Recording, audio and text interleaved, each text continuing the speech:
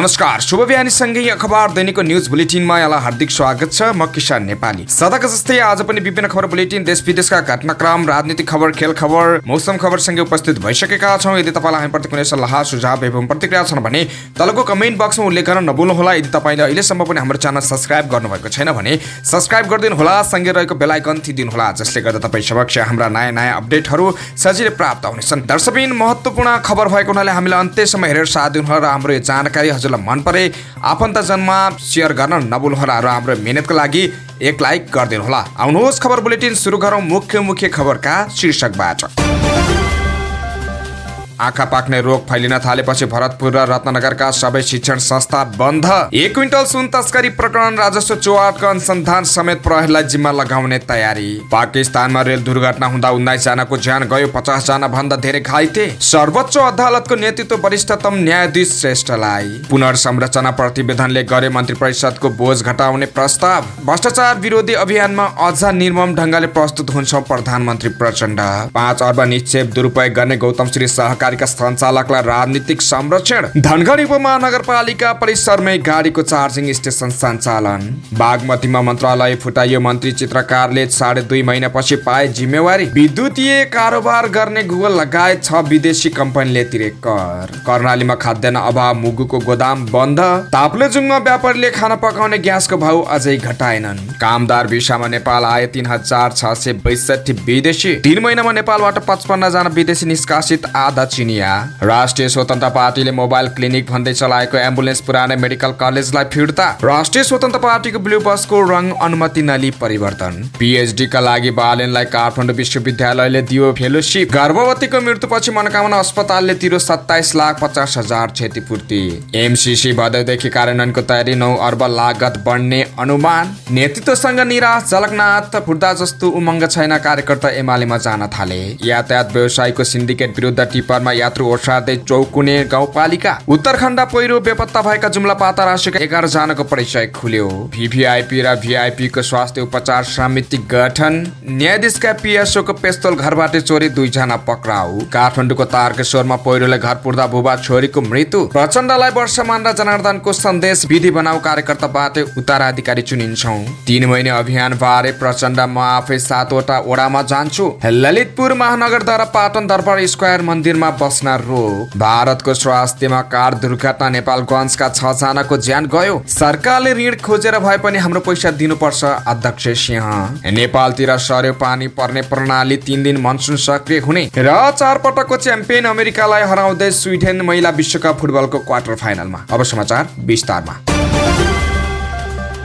जिल्लामा आँखा पाक्ने रोग व्यापक फैलिन थालेपछि चितवनका पालिकाहरूले विद्यालयहरू धमाधम बन्द गर्न थालेका छन्। भरतपुर महानगरपालिका, रत्नगर नगरपालिका, खैरहनी नगरपालिकाले विद्यालयहरू बन्द गर्ने निर्णय गरेका छन्। भरतपुर महानगरपालिका शैक्षिक प्रशासन महाशाखाले एक सूचना जारी गर्दै महानगरका 29 वटै वडामा रहेका विद्यालय साउन 22 गतेदेखि 26 गतेसम्म 5 दिन बन्द गर्ने निर्णय भएको जनाएको छ। आँखा पाक्ने रोगको संक्रमण वृद्धि हुँदै गएको र विद्यालयमा समेत संक्रमणको असर बढ्दै गएको पाइएको हुँदा विज्ञहरूको परामर्श समेतका आधारमा हिउँदे वा वर्षे विधाबाट मिलान गर्ने गरी विधा दिएको सूचनामा जनाइएको छ।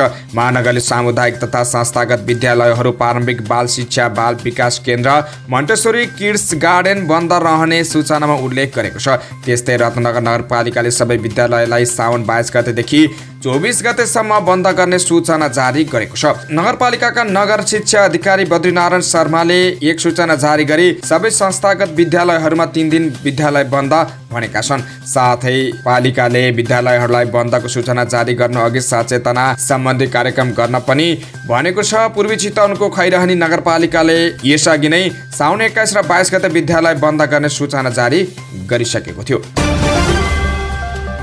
राजस्व अनुसन्धान विभागले सुन तस्करी प्रकरणको सम्पूर्ण अनुसन्धानको फाइल प्रहरीलाई बुझाउने भएको छ। विभागले उच्च सरकारी वकिलको कार्यालयको राय समेत लिएर राजस्व चौहाटको अनुसन्धानको फाइल समेत प्रहरीको केन्द्रीय अनुसन्धान ब्युरो सिआइबीलाई बुझाउने तयारी गरेको हो। विभागले केही बेरमा यसबारे पत्रकार सम्मेलन गर्दैछ। हामीले अहिलेसम्म गरेका सबै अनुसन्धानको फाइल नै प्रहरीलाई जिम्मा लगाउने तयारी गरेका छौँ। यसबारे के हुन्छ भन्ने राय मागेका थियौँ। राजस्व अनुसन्धान विभाग स्रोतले भन्यो, सरकारी वकिलको कार्यालयबाट राय पछि हामीले फाइल बुझाउने तयारी भएको छ।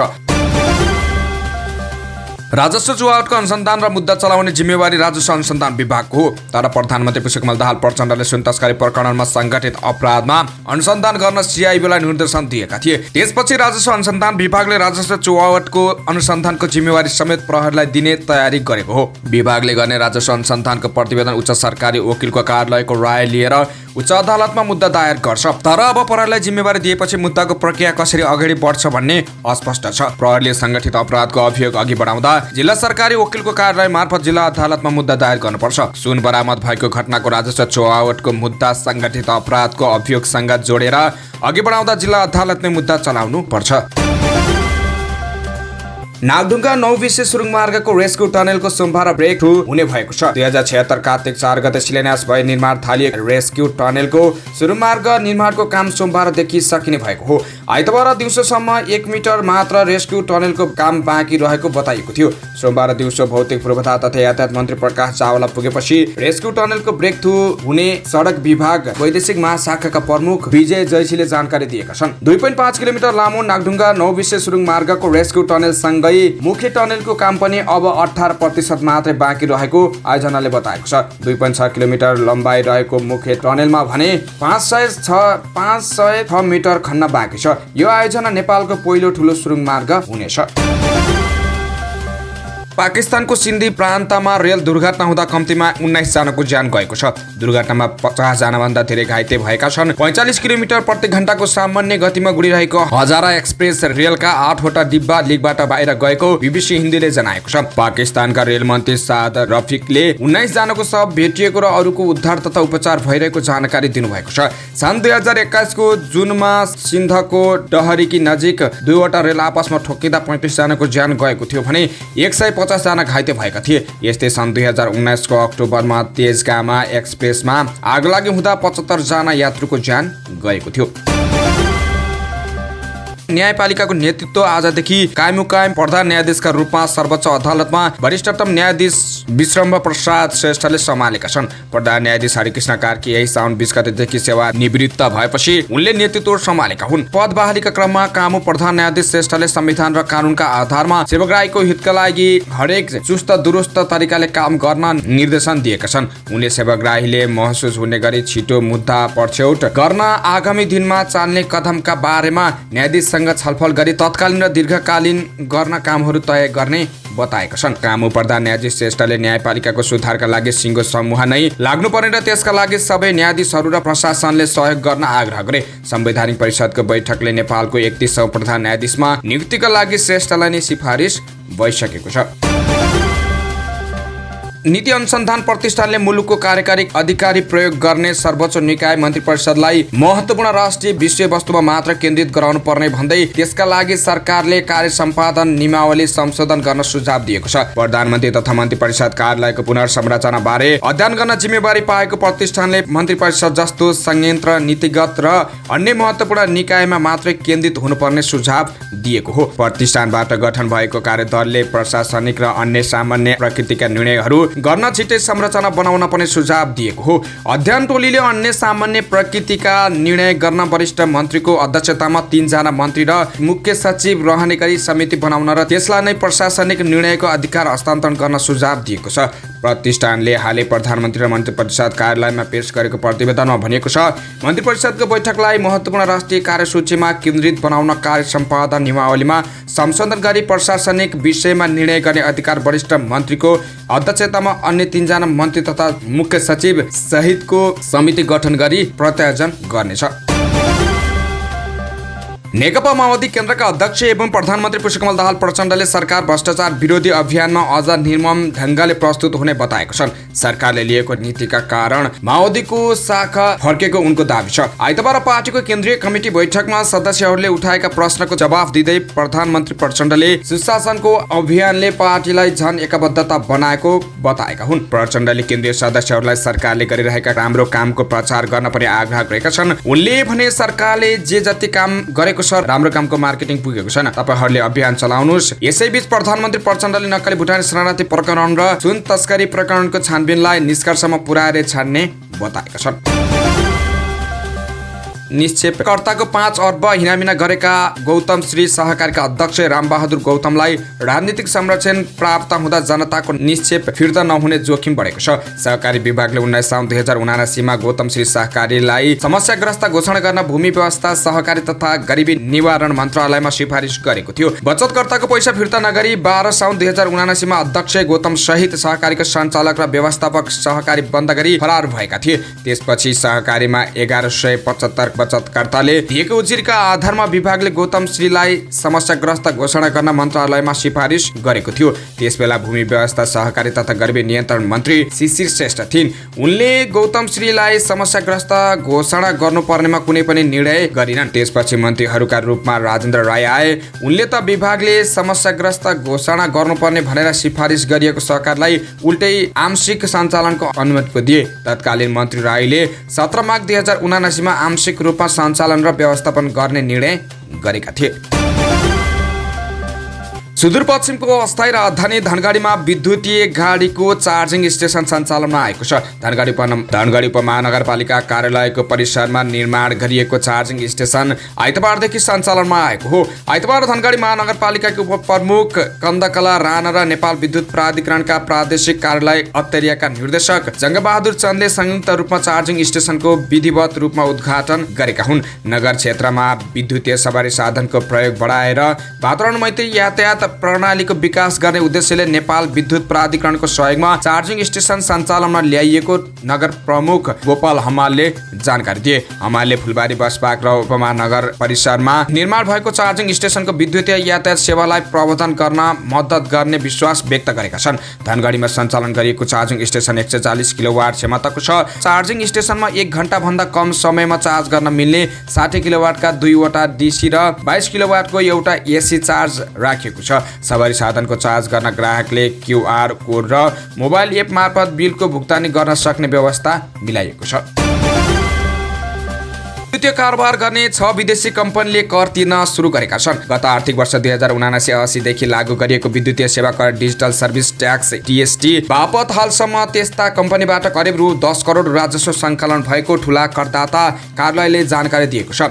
कार्यालयका अनुसार हालसम्म नेपाल विद्युतीय सेवा सम्बन्धी कारोबार गर्ने नै कम्पनी दर्ता भएका 6 कम्पनीले कर तिरेका छन्। कार्यालयका अनुसार सिङ्गापुरमा कार्यालय रहेका 2 company Google Asia Pacific private limited र लिङ्कइड सिङ्गापुर प्राइभेट लिमिटेड दर्ता भएर कर तिर्न थालेका छन्। आयरल्यान्डको डब्लिनमा ठेगाना राखेर दर्ता भएको गुगल आयरल्यान्ड लिमिटेडले पनि कर तिर्न थालेको छ। त्यस्तै संयुक्त राज्य अमेरिकाको वेलिङ्गटनमा प्रधान कार्यालय रहेको NCS Pearson incorporation limited Amazon service LLC र Amazon web service incorporation limited नेपालको कर प्रणालीमा दर्ता भएर डीएसटी तिर्न थालेका छन्। ठूला करदाता कार्यालयमा दर्ता भइसके पनि 3 कम्पनीले भने कर तिर्न बाँकी रहेको पाइएको छ। Wellington county of new Castle ठेगाना रहेको इस्को इन्टरनेसनल इन्कर्पोरेसन, डब्लिङ आयरल्यान्ड ठेगाना भएको मेटा प्लाटफर्म्स आइल्यान्ड लिमिटेड र सिङ्गापुर ठेगाना राखिएको माइक्रोसफ्ट रिजनल सेल्फ प्राइभेट लिमिटेडले कर तिर्न बाँकी रहेको छ। कर्णालीका हिमाली जिल्लाहरूमा खाद्यान्नको अभाव सुरु भएको छ। साबिकका कर्णालीका जिल्लाहरूमा पर्याप्त मात्रामा खाद्यान्न मौजूद नहुँदा अभाव सुरु भएको हो। मुगुमा भने चामल नहुँदा खाद्य कार्यालयको गोदाम नै बन्द भएको छ। कर्णालीका जिल्लाहरूमा पछिल्लो समय बाढी पहिरोको उच्च जोखिममा परेका छन् भने किसानले लगाएका बालीनालीहरू बाढी पहिरोले बगाएपछि खाद्यान्नको झनै शास्ति भएको छ। एकातिर खाद्यान्न डिपोमा चामल सकिएको छ भने अर्कातिर चाडबाड नजिकै छ। बहुसंख्यक स्थानीय बजारको महँगो चामल किनेर खान सक्ने अवस्थामा छैन। बजारबाट महँगो चामल किनेर खान सक्ने अवस्था नरहेको छायानाथ रारा नगरपालिका 7 बिनाका आशा साहानीले बताउँछिन्। मुगुमा गत आर्थिक वर्षको खाद्यान्न दुवानी कोटा सकिएको छ। अहिले 680 क्विन्टल मात्र चामल कार्यालयमा मौजूद रहेको छ भने डिपो कार्यालय सबै रित्तो भएका छन्। कार्यालयमा खाद्यान्न अभाव सुरु हुने भएपछि कार्यालयले साउन 10 गतेसम्म मात्र बिक्री गरेको थियो भने 11 गतेबाट खाद्यान्न बिक्री वितरण बन्द गरेको छ। मौजूद रहेको 680 क्विन्टल चामल विपदको लागि राखिएको खाद्य व्यवस्था तथा व्यापार कम्पनी लिमिटेड शाखा कार्यालय मुगुका कार्यालय प्रमुख पुष्कर भामले बताएका छन्। ताप्लेजुङका व्यापारीहरूले खाना पकाउने एलपी ग्यासको भाउ अझै घटाएको छैनन्। सरकारले गएको असार 31 र साउन 17 गते गरी 2 पटक ग्यासको मूल्य घटाए पनि त्यहाँका व्यापारीहरूले पुरानै भावमा बिक्री गरिरहेका छन्। सदरमुकाम फिङलिङ बजारका व्यापारीहरूले पुरानै भावमा ग्यास बिक्री गर्दै आएपछि उपभोक्ताहरू मारमा परेका छन्। सरकारले 2 पटक ग्यासको मूल्य घटाए पनि व्यापारीहरूले नघटाउँदा आफूहरू मारमा परेको उनीहरूको गुनासो छ। फुललिङ बजारमा स्थानीय व्यापारीले ग्यास पुरानै मूल्य प्रति सिलिन्डर 2150 रुपियाँमा बिक्री गरिरहेका छन्। ग्यासको स्थानीय बजार मूल्य केन्द्रको भन्दा धेरै महँगो छ। दुबानी खर्चका आधारमा ग्यास महँगोमा बिक्री गर्नुपर्ने अवस्था रहेको व्यापारीहरू बताउँछन्। सरकारले पछिल्लो पटक गएको मंगलबार ग्यासको मूल्य प्रति सिलिन्डर 130 रुपियाँले घटाएको छ। नेपाल आयल निगमले मूल्य घटाएपछि केन्द्रमा ग्यास प्रति सिलिन्डर 1660 रुपियाँ कायम भएको छ। 1 वर्षको अवधिमा कामदार भिसामा 3500 विदेशी नागरिक नेपाल आएका छन्। अध्यागमन विभागको तथ्याङ्क अनुसार आर्थिक वर्ष आवत 2079-80मा सो संख्यामा विदेशी नागरिक नेपालमा कामको खोजीमा औपचारिक माध्यमबाट आएका हुन्। विभागका अनुसार यो सूचना नेपालको छिमेकी मुलुक भारतबाट आएका काम गर्ने वा व्यापार व्यवसाय गर्नेको तथ्याङ्क छैन। नेपालमा अघिल्लो आवकको तुलनामा गत आवमा विदेशी कामदारको आगमन समेत बढेको पाइएको छ। आवत 2078-79मा 2892 जना कामदार भिसामा नेपाल आए रहेको छ। त्यस अगाडिको आवत 2077-78मा 3331 जना विदेशी नेपाल कामदार भिसामा आएका थिए। गत आर्थिक वर्ष 2079-80मा कीर्तिमानी संख्यामा नेपाली श्रमिक कामको खोजीमा विदेशिएका थिए। यस आवमा 1 वर्षमा 7,71,327 जना नेपाली विदेशी रोजगारीका लागि पुगेको वैदेशिक रोजगार विभागको तथ्याङ्क छ। यो नयाँ र पुनः श्रम स्वीकृति लिएर विदेश जाने नेपालीको एकीकृत आंकडा हो। आर्थिक वर्ष 2071-72मा 6,73,032 जना नेपाली वैदेशिक रोजगारीमा पुगेका थिए। सो रेकर्ड यस वर्ष तोडिएको हो। दर्शकबिन तपाईलाई यो प्रति के धारणा छ तल कमेन्ट गर्नुहोला। गत वैशाखदेखि असारसम्मको 3 महिनाको अवधिमा नेपालबाट 55 जना विदेशी नागरिक नेपालबाट निष्कासनमा परेका छन्। यसरी निष्कासनमा पर्ने मध्ये आधा चिनिया नागरिक रहेको अध्यागमन विभागको तथ्याङ्कमा उल्लेख छ। विभागका अनुसार वैशाख 2080 देखि असारसम्म 21 जना चिनिया नागरिक नेपालबाट निष्कासनमा परेका छन्। नेपालमा गैर कानुनी गतिविधिमा संलग्न र भिसा अवधि सकिएपछि पनि ओभरस्टेमा परेका विदेशीहरू नेपालबाट निष्कासनमा पर्ने गरेका छन्। निष्कासनमा पर्नेको दोस्रो स्थानमा अमेरिकी नागरिक छन्। उनीहरूको संख्या 7 रहेको छ। यमनका 4 जना, बेलायतका 3 र दक्षिण कोरिया, पाकिस्तान, रुस, क्यामरून, बङ्गलादेश र श्रीलङ्काका 2 जना व्यक्ति असार यता निष्कासनमा परेका छन्। Bhutan, Ghana, Iran, Italy, Portugal, France, Sudan, Canada र जर्मनीका 1-1 जना व्यक्ति समेत निष्कासित भएको विभागले जनाएको छ। 65 वर्षभन्दा माथिका वृद्धलाई टोलमा गएर स्वास्थ्य उपचार गर्ने भनेर राष्ट्रिय स्वतन्त्र पार्टी रासपाले चितवनमा सञ्चालनमा ल्याएको ना2 ख 5619 नम्बरको एम्बुलेन्स पुरानो मेडिकल कलेज भरतपुरलाई नै फिर्ता गरेको छ। राष्ट्रिय स्वतन्त्र पार्टी सभापति रवि लामिछानेले चितवन क्षेत्र नम्बर 2 बाट विजयी भएको 100 दिन पुगेको अवसरमा पुरानो मेडिकल कलेजको एम्बुलेन्सलाई नीलो रङको बनाएर यही साउन 17 गतेदेखि मोबाइल क्लिनिक सञ्चालनमा ल्याएको घोषणा गरेका थिए। तर गैर कानुनी रूपमा रङ परिवर्तन गरेको र एम्बुलेन्स लेखेको मेटाएर मोबाइल क्लिनिक लेखेको भन्दा यो विवादमा परेको थियो। विवादपछि राष्ट्रिय स्वतन्त्र पार्टी बागमती स्वास्थ्य तथा जनसङ्ख्या विभागका प्रमुख डाक्टर मनोहर प्रधानले एम्बुलेन्स पुरानो मेडिकल कलेजलाई नै फिर्ता गरेको बताएका छन्। अब उक्त एम्बुलेन्सको सट्टा अर्को भ्यानको व्यवस्था गरेर मोबाइल क्लिनिकको रूपमा चलाउने तयारी राष्ट्रिय स्वतन्त्र पार्टीले गरेको छ। भारतीय दूतावासले उक्त एम्बुलेन्स आजभन्दा 11 वर्ष अगाडि पुरानो मेडिकल कलेजलाई दिएको थियो। लामो समयदेखि नवीकरण समेत नगरेको उक्त एम्बुलेन्स गत साउन 14 गते जरिवाना तिरेर नवीकरण गरी मोबाइल क्लिनिकको रूपमा सञ्चालनमा ल्याइएको घोषणा गरिएको थियो। मोबाइल क्लिनिकका लागि चिकित्सक सहितको जनशक्ति पनि पुरानो मेडिकल कलेजले नै व्यवस्था गरिदिएको थियो। त्यस्तै राष्ट्रिय स्वतन्त्र पार्टीका सभापति एवं चितवन क्षेत्र नम्बर 2 का सांसद रवि लामिछानेले महिलाहरूका लागि निशुल्क सञ्चालन गरेको बस रङ अनुमति नली परिवर्तन गरेको पाइएको छ। सन् 2014मा बनेको ना 5 ख 3138 नम्बरको भाडाको बसलाई निलो रङको बनाइएको छ। यो बसले अहिले ब्लू बसको नाममा चर्चा पाइरहेको छ। तर बसको रङ परिवर्तन गर्दा अनुमति नलिएको यातायात व्यवस्था कार्यालय भरतपुरले जनाएको छ। यातायात व्यवस्था कार्यालय ब्रिगन्स मार्फत सूचना लिँदा बसको रङ परिवर्तनको अनुमति अहिलेसम्म लिएको नपाइएको भरतपुर कार्यालयका सूचना अधिकारी गोविन्द प्रसाद पौडेलले जानकारी दिए। सरकारले सवारी साधनको रङ परिवर्तन गर्दा अनुमति लिएर प्राविधिकहरूलाई देखाउनु पर्ने व्यवस्था गरेको छ।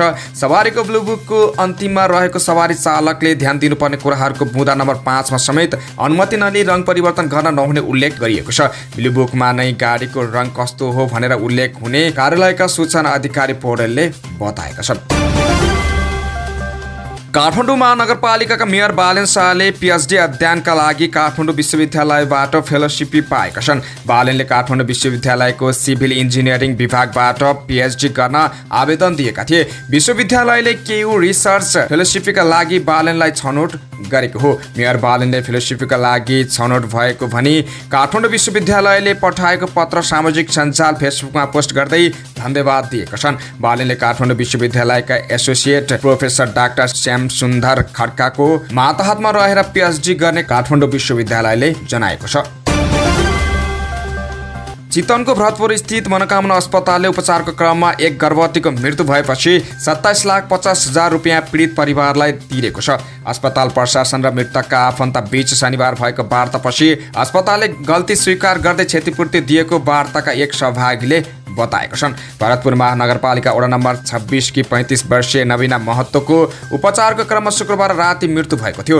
मृतकका पति मणिकलाल महतोका अनुसार गत बिहिबार उपचारका लागि ल्याइएकी नवीनालाई शुक्रबार राति 1 बजे अस्पतालले मृत घोषणा गरेको थियो। बच्चा जन्मिएपछि साल निकाल्दा अधिक रक्तस्राव भएको जानकारी गराएको पति मणिकलालले बताएका छन्। साल पाठेघरमा टाँसिएको भन्दै चिकित्सकले अधिक रक्तस्राव रोक्न नसकिएकाले पाठेघर नै फालेर बिरामी बचाउने प्रयास गरेको अस्पताल स्रोतको दाबी छ। पाठेघर निकालेपछि उनको शरीरको विभिन्न भागबाट रक्तस्राव भएर उनको मृत्यु भएको थियो। अस्पतालको लापरवाहीले मृत्यु भएको भन्दै आफन्त र छिमेकीले अस्पतालमा आन्दोलन गरेपछि दुवै पक्षबीच सहमति गरिएको हो।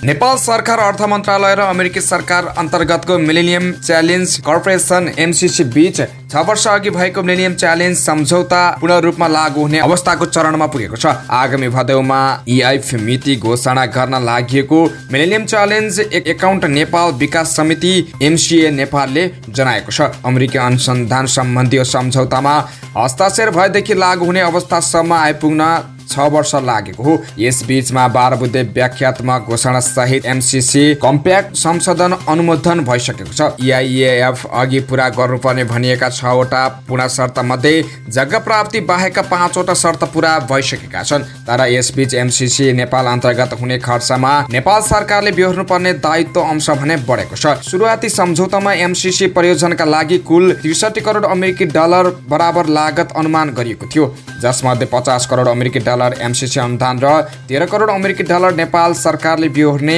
कम्प्याक्टमा उल्लेख छ। तर गत जेष्ठमा भएको एक पूरक सम्झौतापछि नेपाल सरकारले बेहोर्ने दायित्व 6 करोड 70 लाख अमेरिकी डलर थप भई 19 करोड 70 लाख अमेरिकी डलर पुग्ने देखिएको छ।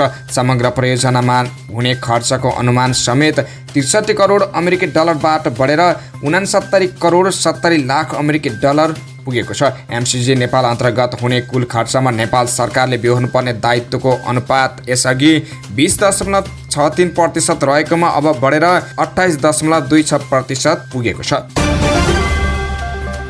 नेकपा एकीकृत समाजवादीका सम्मानित नेता झलनाथ खनालले पार्टी बैठकमा आफ्ना लिखित असन्तुष्टि राखेका छन्। एमालेबाट फुटेर नयाँ पार्टी बनाउँदा बेलाको उत्साह उमङ्ग यति बेला नरहेको भन्दै कतिपय नेता कार्यकर्ता नै पुरानो दलमा फर्किन थालेको गुनासो उनले गरेका हुन्। शनिबारबाट सुरु भएको पार्टी स्थायी कमिटी बैठकमा खनालले पेश गरेको वर्तमान परिस्थितिमा ध्यान दिनुपर्ने ज्वलन्त विषयहरू शीर्षक दस्तावेजमा यी लगायत समस्या उठाइएको छ। विद्रोह गर्दा हामीसँग जुन जनमत थियो त्यो खुम्चिएको छ।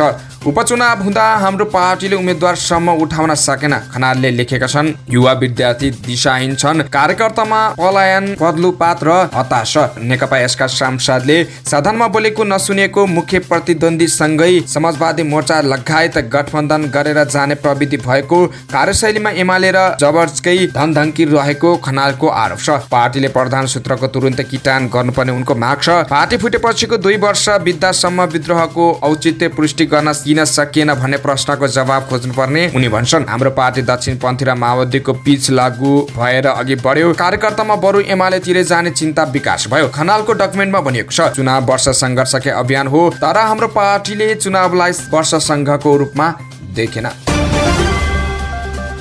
त्यस्तै यातायात व्यवसायीले ज्यादती गरेको भन्दै सोरखेतको चुकाउने गाउँपालिकाले टिपरमा यात्रु बोक्न थालेको छ। 1 महिनादेखि यातायात व्यवसायीले सडकको कारण देखाउँदै पश्चिममा यातायात सेवा ठप्प पारेका छन्। यातायात सञ्चालका लागि पटक पटक आग्रह र पहल गर्दा पनि व्यवसायीले यातायात सञ्चालन नगरेपछि गाउँपालिकाले शनिबारदेखि पालिकामा भएका 2वटा टिपरबाट यात्रु बोक्न थालेको चुकाउने गाउँपालिकाका अध्यक्ष खड्क विक विवसले जानकारी दिए। आज 1 महिना बढी पुग्यो, पश्चिम सुर्खेतमा गाडी आएको छैन।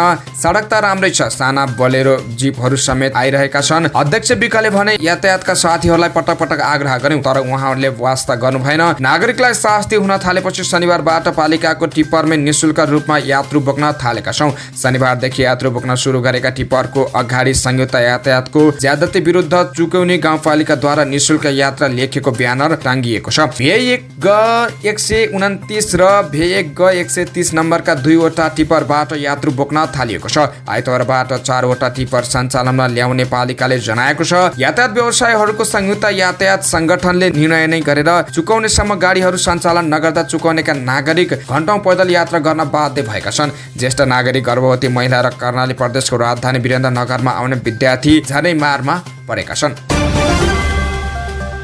भारतको उत्तराखण्डको गौरीकुण्ठमा गएको पहिरोमा परि बेपत्ता भएका जुम्लाका 11 जनाको परिचय खुलेको छ। एकै घरका 7 जना सहित गौरीकुण्ठमा गएको पहिरोमा परि बेपत्ता भएका जुम्ला पातारासीका 11 को परिचय खुलेको हो। बेपत्ता हुनेमा पातारासी 2 पिएरे गाउँका 55 वर्षीय धर्मराज बुढा, 24 वर्षीय चन्ने कामी, 30 वर्षीय अमर बोहरा, उहाँकी श्रीमती अनिता बोहरा, 11 वर्षीय छोरी ललिता बोहरा, 9 वर्षीय छोरी पिङ्की बोहरा, 7 वर्षीय छोरी प्रीति बोहरा, 4 वर्षीय छोरा जटिल बोहरा, 2 वर्षीय छोरा उकिल बोहरा, पातारासी 3 का 38 वर्षीय बम बोहरा र 46 वर्षीय सुखराम रावत रहेका छन्। पहिरोमा बेपत्ता भएका मध्ये कालीकोटका टिका बहादुर कामी, प्रकाश कामी र देवी कामीको शनिबार पहिचान खुलेको थियो। बिहिबार रातिदेखि परेको वर्षाका कारण रुद्रप्रयागको गौरीकुण्ठमा पहिरो जाँदा नेपाली सहित 19 जना बेपत्ता भएका थिए। बेपत्ताको खोजी भइरहेको छ।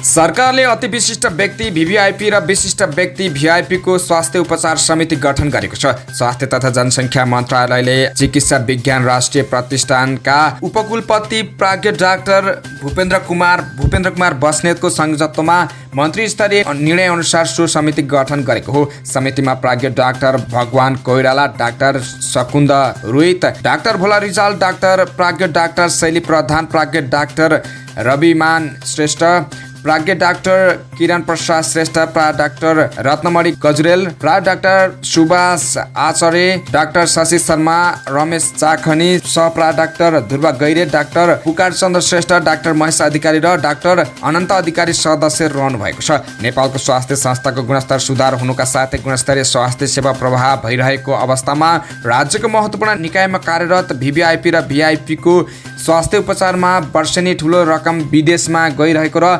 देशभित्रको स्वास्थ्य उपचार सेवाको विश्वास नगरे जस्तो समेत देखिएकोले सो समिति गठन गरिएको हो। समितिले वीर अस्पतालबाट VVIP र VIP को स्वास्थ्य उपचार गर्ने, उपचार व्यवस्थाको आवश्यक कार्यसूची तयार गर्ने, विशेष चिकित्सकको समूह निर्माण गर्ने लगायत विशिष्टकृत चिकित्सकीय विधि तथा प्रक्रिया बमोजिम उपचारको व्यवस्थाको कार्यविधि तयार गरी स्वास्थ्य तथा जनसङ्ख्या मन्त्रालयमा पेश गर्नेछ। समितिको आइतबारको बैठकमा स्वास्थ्य तथा जनसङ्ख्या मन्त्री मोहन बहादुर बस्नेतले VVIP र VIP ले नेपालमा उपचार गर्दा आम जनतामा पनि नेपालको स्वास्थ्य क्षेत्रप्रति विश्वास गर्ने वातावरण सिर्जना हुने बताएका थिए। सर्वोच्च अदालतका न्यायाधीश नहकुल सुवेदीका निजी सुरक्षा अधिकृत PSO प्रभाकर खड्काको पेस्तोल चोरी गरेको आरोपमा 2 जना पक्राउ परेका छन्। पक्राउ पर्नेमा सिन्धुप्लाञ्चोकका 24 वर्षीय वासुदेव धामी र सिन्धुलीका मेघबहादुर तामाङ रहेका छन्। जिल्ला प्रहरी परिसर काठमाडौँका SP कुमुद ढुङ्गेलका अनुसार उनीहरूले 30 असारमा चोरी गरेको पेस्तोल बौद्धको शिव मन्दिर नजिकै बरामद भएको छ। त्यसमा लाग्ने 7 राउन्ड गोली पनि बरामद भएको छ। प्रहरीका अनुसार साई खड्काको घर नजिकै उनीहरूले उनीहरू चोरी गर्न गएका थिए। फर्किँदा झ्याल खुल्ले देखेपछि आङ्कुशले लगाएर झोला तानेका थिए। झोलाभित्र खड्काले पिस्तोल, त्यसमा लाग्ने गोली लगायत राखेका थिए। पिस्तोल चोरी भए लगत्तै उनले भोलिपल्ट प्रहरी वृत्त बौद्धमा जानकारी गराएका थिए। जिल्ला प्रहरी परिसर काठमाडौँले थप अनुसन्धान गरिरहेको छ। काठमाडौँको तारकेश्वर नगरपालिकाको चो गाउँमा पहिरोले घर पुर्दा बुबा छोरीको मृत्यु भएको छ। गैराती करिब 8 बजेतिर पहिरोले घर पुर्दा गणेश तामाङ र उनकी छोरीको मृत्यु भएको हो। नगरपालिकाका मेयर कृष्णहरि महर्जनका अनुसार बुबाको घटनास्थलमै र छोरीको अस्पतालमा उपचारको क्रममा मृत्यु भएको हो। गणेशकी श्रीमती घाइते भएकी छन्। उनको खुट्टामा चोट लागेकाले त्रिवी शिक्षण अस्पतालमा उपचार जारी छ। छोरा भने सकुशल रहेको मेयर महर्जनले जानकारी दिए।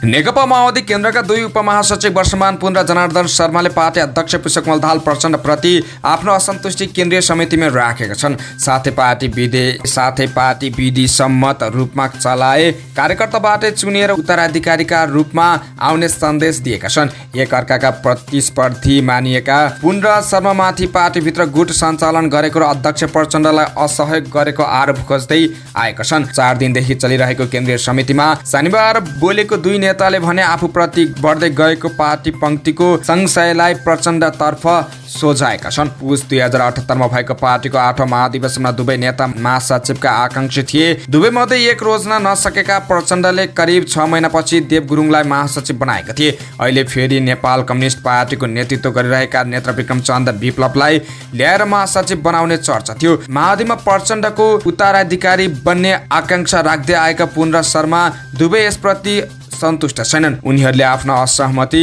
केन्द्रीय समितिमै राखेका छन्। नेकपा माओवादी केन्द्रका अध्यक्ष पुष्पकमल दाहाल प्रचण्डले 3 महिने अभियानका क्रममा आफै ओडासम्म जाने बताएका छन्। आइतबार पार्टी केन्द्रीय समिति बैठकलाई सम्बोधन गर्दै प्रचण्डले अब चलाइने 3 महिने अभियानमा सबै कार्यक्षेत्रमा जानुपर्ने बताएका छन्। गत 2 महिना अभियान परिणामको आश गरेर होइन, पठाइदिउन त भनेर हो। उनले भने अब 3 महिना त्यस्तो होइन, म आफै 7 प्रदेशको 7 वटा ओडामा जान्छु, सबै जाने हो। 6743 वटा ओडामा कमिटी बनाउने र नेताहरूको कार्यक्षेत्र हेरफेर गर्ने समेत उनले बताएका छन्। ललितपुर महानगरपालिकाले पाटन दरबार स्क्वायरका मन्दिरमा बस्न रोक लगाएको छ। नगर प्रहरी प्रमुख सीताराम आचेथुका अनुसार हिजोदेखि पाटनका विश्वनाथ मन्दिर र हरिशंकर मन्दिरमा बस्न रोक लगाइएको छ। अन्य मन्दिरहरूमा पनि रोक लगाउने तयारी भइरहेको छ। मन्दिर परिसरमा बस्नेहरूले विकृति फैलाउने खालका गतिविधि गरेकाले रोक लगाइएको आचेथुले बताउनुभयो। उहाँको अनुसार यो नियम कार्यान्वयनका लागि बिहान 7 बजेदेखि बेलुकी 8 बजेसम्म मन्दिर परिसरमा महानगर प्रहरी खटिनेछन्। भारतको सरस्वती जिल्लामा कार दुर्घटना हुँदा बाँकेको नेपालगञ्जका 6 जनाको ज्यान गएको छ। भारतको बालरामपुरबाट नेपालगञ्जका लागि छुटेको भारतीय नम्बर प्लेट UP 47 W1217 नम्बरको कार दुर्घटना हुँदा 2 परिवारका 6 जनाको ज्यान गएको हो। दुर्घटनामा परि नेपालगञ्ज सरलाइनका 35 वर्षीय वैभव गुप्ता, उहाँकी श्रीमती 32 वर्षीय दीपिका गुप्ता, 3 वर्षीय छोरा डल्लु गुप्ता र 6 महिनाकी छोरी श्रिया गुप्ताको ज्यान गएको छ। यस्तै नेपालगञ्जकै त्रिभुवन चोकका सन्तोष गुप्ताका 22 वर्षीय छोरा निलांश गुप्ता र 20 वर्षीय छोरी सुनिता गुप्ताको दुर्घटनामा ज्यान गएको हो। दुर्घटनामा परि गम्भीर घाइते भएका गाडी चालक अजय मिश्रको उपचार भइरहेको जिल्ला प्रहरी कार्यालय बाँकेका प्रहरी निरीक्षक सन्तोष सिंह राठौरले जानकारी दिनुभयो। शनिबार बिहान निलांश र सुनिति मामा घर घुम्न र वैभव माइतीमा रहेकी दीपिकालाई लिन बलरामपुर पुगेर फर्किने क्रममा कार दुर्घटना भएको हो।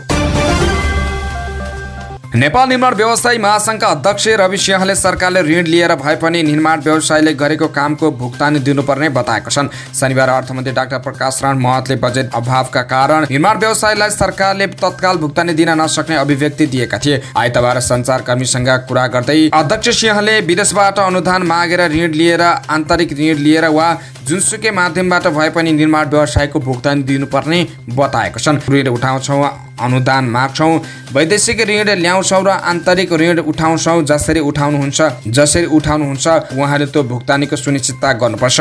उनले भने यदि सरकारले त्यसो गर्न सक्नुहुन्न भने त्यो आयोजनाहरूलाई खारेज गर्नुपर्छ। जनतालाई भ्रमित गर्ने काम, निर्माण उद्योगलाई ध्वस्त बनाउने काम सरकारले गर्नुहुन्न। आफूहरूले गरिसकेको कामको भुक्तानी नपाएको भन्दै निर्माण व्यवसायले सडक आन्दोलन सुरु गरेका छन्। निर्माण निर्माण व्यवसायीहरूले गत वर्ष गरिसकेको कामको 50 अर्ब भुक्तानी दिन बाँकी रहेको बताएका छन्। अध्यक्ष सिंहले अर्थमन्त्री डाक्टर महतोले वर्तमान सरकार विगतको सरकारको निरन्तरता हो भन्ने कुरा बिर्सन नहुने बताएका छन्। यो सरकार विगतका सरकारको निरन्तरता हो भन्ने कुरा अर्थमन्त्रीले बिर्सनुहुन्न। यसको निकास दिने जिम्मेवारी अर्थमन्त्रीको हो। 4 अर्बको आयोजना 1 वर्ष म्याद थप गर्दै गर्दा जसरी निर्माण कम्पनीले काम गर्ने कार्ययोजना बनाउँछ त्यसै गरेर काम गरेको भुक्तानीको शेड्युल बनाएर व्यवसायीहरूलाई विश्वस्त पार्नुपर्छ। सिंहले भने सरकार सबै क्षेत्रको अभिभावक हो भन्दै उनले सरकारकै कारण निर्माण उद्योग ध्वस्त हुन लागेकाले बचाउनु पर्ने बताएका छन्। मौसम खबर। न्यूनचापी रेखा सरदर स्थानभन्दा उत्तरतिर नेपालतिर सरेकाले आगामी 3 दिनसम्म मनसुन सक्रिय हुने जल तथा मौसम विज्ञान विभागले जनाएको छ। मध्य प्रदेशमा पनि आगामी 3 दिन पानी पर्ने प्रक्षेपण छ।